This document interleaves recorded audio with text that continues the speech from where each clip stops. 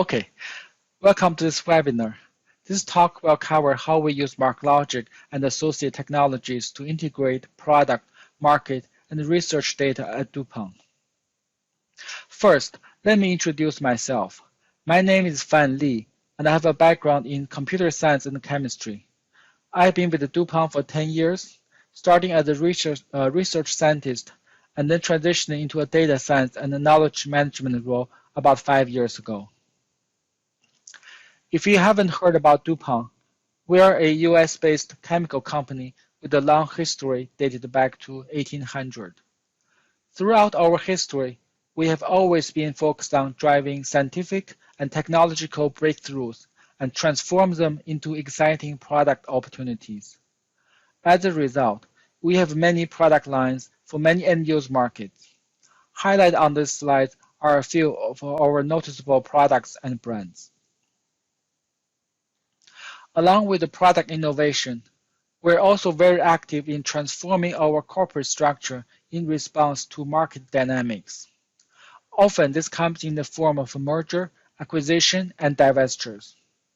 On this slide are the major transactions in the last 20 years, through which DuPont perhaps have entered and exited over half a dozen of industries, to be where it is now. One reason I talk about the company history and the acquisition activities is because they are directly related to the data challenges we're facing today. Most noticeably, the existence of multiple duplicated legacy systems that are siloed and not easily accessible. In addition, the know-how of those systems are often possessed by a small number of subject matter experts, therefore putting us under the risk of losing critical institutional knowledge due to either retirement or divestiture. To fundamentally change the situation, however, is a huge undertaking. We need a more manageable target, so we choose to focus on improving data discoverability, or to make data more accessible to decision makers and regular users. To that point, I really like this NASA quote, and it says the deciding factor for a project success is not the volume of knowledge, but it is discoverability. I think that is exactly the motivation we have. We have also collected a number of use cases to back up our proposal.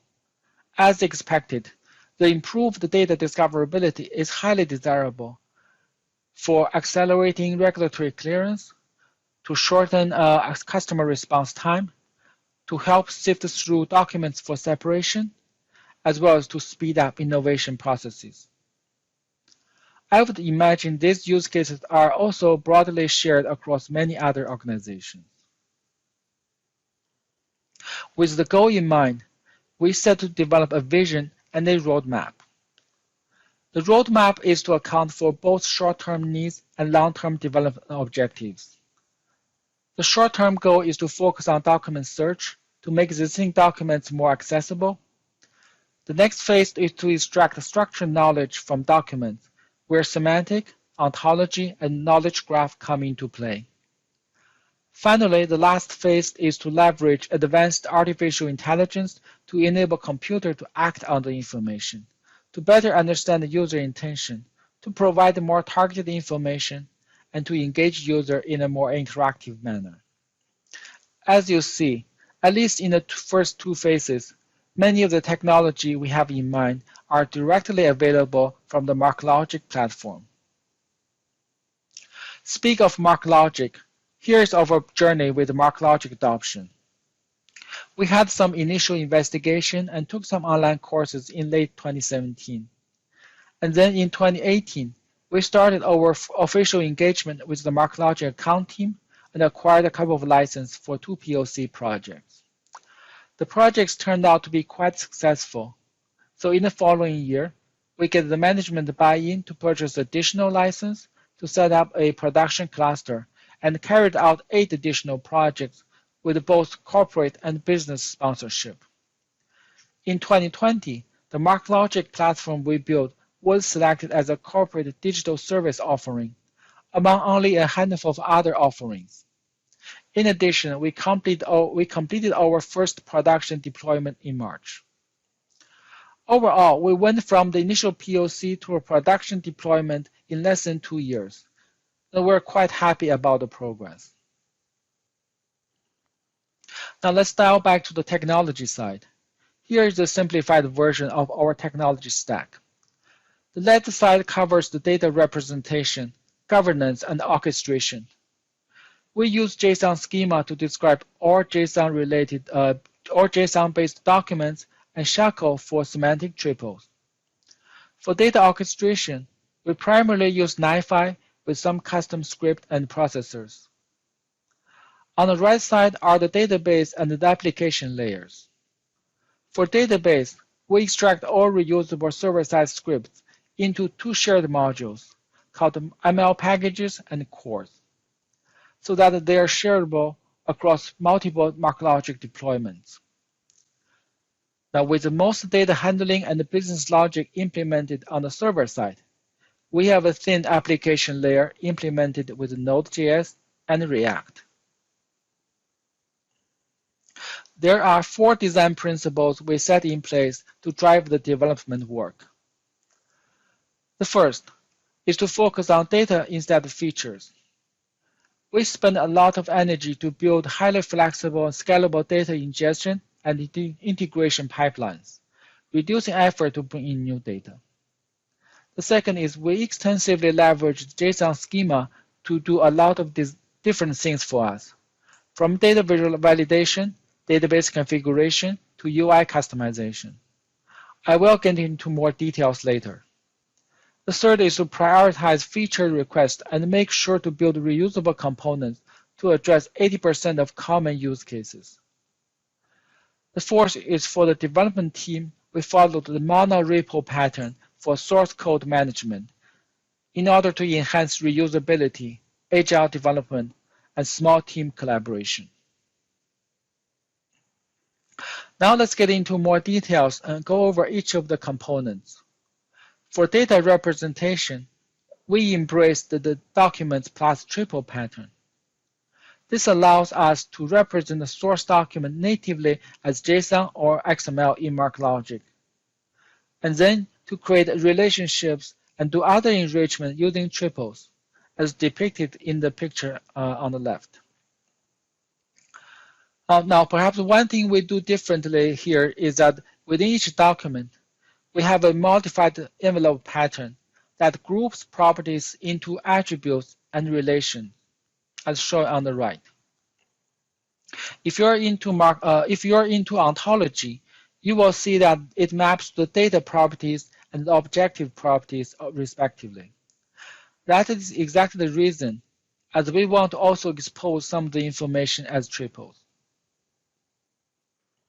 So how to convert information in document into triple? Here, we use the template-driven extraction feature to directly and selectively pull such information into triple index. This essentially gives us the best of both worlds to have the same data in 2 different views. Now, because the triple are extracted from documents and only exist in index, we do not have duplicate data in our database, and we can be sure the data is always in sync, no matter how we choose to query it. Move on to data governance. We use JSON schema for all JSON-based documents, as mentioned previously. In addition to the standard used for data documentation and validation, we have essentially developed a domain-specific language to also cover data transformation, database configuration, and the customization of UI components. I will show you some examples later. For semantic triples, we use the SHACL language to describe the set of constraints that the triple data graph has to satisfy. SHACL stands for Shape Constraint Language, and it is the latest W3C standard. If you are not familiar with the SHACL, here is an example to describe the constraint for a chemical CAS number, which is the unique identifier for each chemical. This particular constraint states that each chemical should have exactly only one CAS number, and it has to follow a certain pattern. Now, this is a very minimum example. In reality, we can describe much more complex data constraints using SHACL. Unfortunately, because SHACL is not supported by MarkLogic yet, we had to use a different tool for data validation here. Move on to data orchestration. NiFi is our top choice, which allowed us to build flexible and scalable data ingestion flows, leveraging a rich collection of data connectors, as well as building our own connectors and processors as needed. In fact, we use NiFi to handle both data ingestion at the database level and any data manipulation at the application level. Earlier, I mentioned using JSON schema for data transformation. So the way we did it is using XPATH-based extraction. Now suppose on the left side is the source document, and the highlighted portions are the information we need to present in the view. We can accomplish this using XPath extraction at query time through content transformation.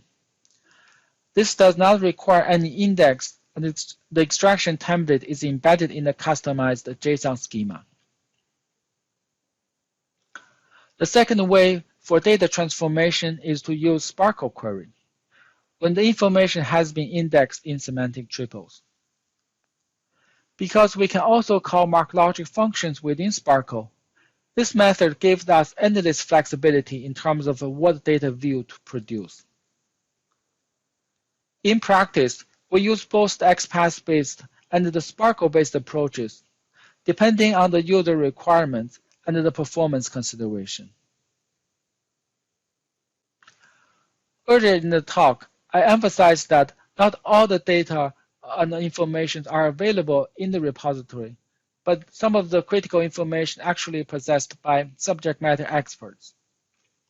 In designing the system, we also built the taxonomy management capability and processes to keep the subject matter experts in the loop so that they can encode their domain knowledge into taxonomies that we can leverage for information management and for data cleansing and enrichment.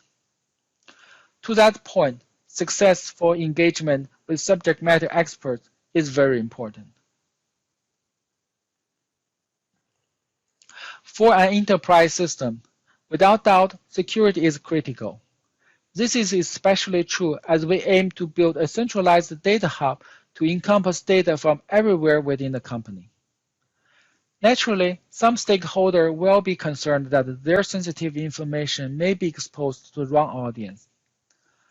Thanks to the MarkLogic advanced security capability, we were able to build a very granular security model that implemented an access control matrix based on security classification and user roles.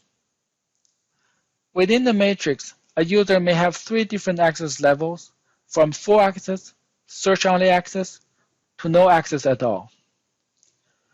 In our experience, having this security implementation in place has greatly facilitated our discussions with business partners and convinced them to adopt the MarkLogic platform to address their data needs. This talk won't be complete without showing you the end-user applications. Unfortunately, there isn't much I can talk about beyond the search feature as shown on this slide. On the left side is what we call as universal search or 360-degree view, where a user can simply type in a few keywords and get preliminary search results across all data collections.